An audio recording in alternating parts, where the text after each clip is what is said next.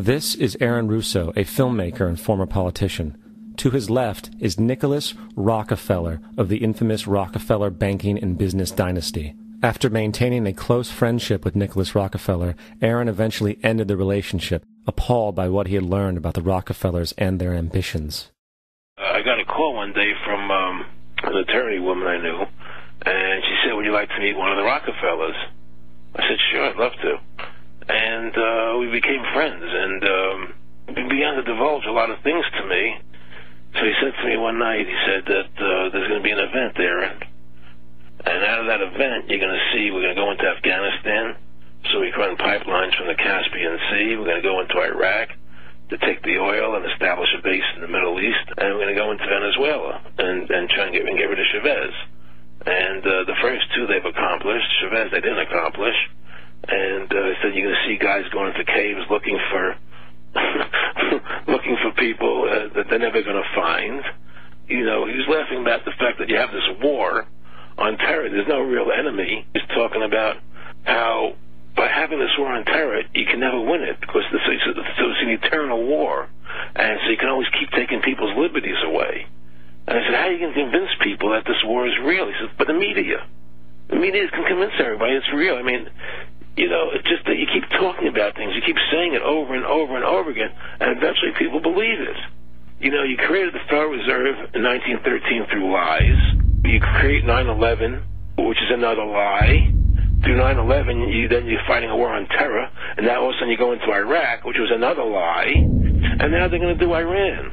You know, and it's all one thing leading to another, leading to another, leading to another. Now, I would say, what are you doing this for? What's the point of this thing? You have all the money in the world you ever want. You have all the power. I said, you know, you're hurting people. It's not a good thing. And he would say, what do you care about the people for? Take care of yourself and you take care of your family. And then I said to him, what are the ultimate goals here? He said, the ultimate goal is to get everybody in this world chipped with the RFID chip and have all money be on those chips and everything on those chips.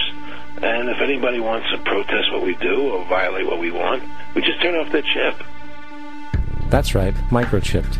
In 2005, Congress, under the pretense of immigration control and the so-called war on terrorism, passed the Real ID Act, under which it is projected by May 2008, you will be required to carry around a federal identification card, which includes on it a scannable barcode with your personal information.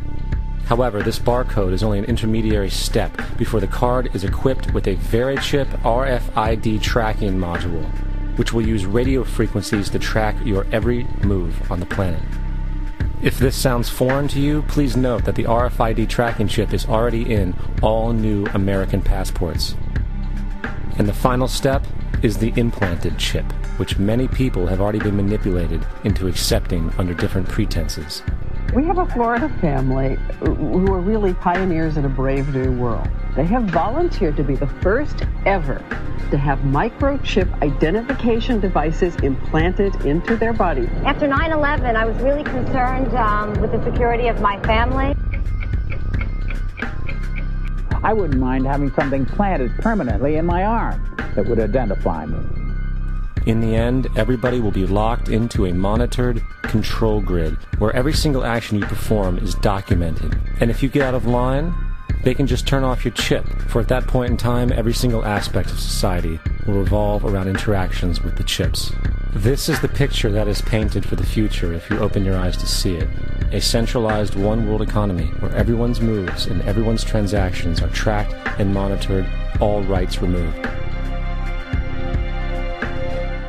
The most incredible aspect of all. These totalitarian elements will not be forced upon the people. The people will demand them. For the social manipulation of society through the generation of fear and division has completely detached humans from their sense of power and reality. A process which has been going on for centuries, if not millennia. Religion, patriotism, race, wealth, class, and every other form of arbitrary, separatist identification and thus conceit has served to create a controlled population, utterly malleable in the hands of the few. Divide and conquer is the motto, and as long as people continue to see themselves as separate from everything else, they lend themselves to being completely enslaved. The men behind the curtain know this, and they also know that if people ever realize the truth of their relationship to nature and the truth of their personal power, the entire manufactured zeitgeist they prey upon will collapse like a house of cards.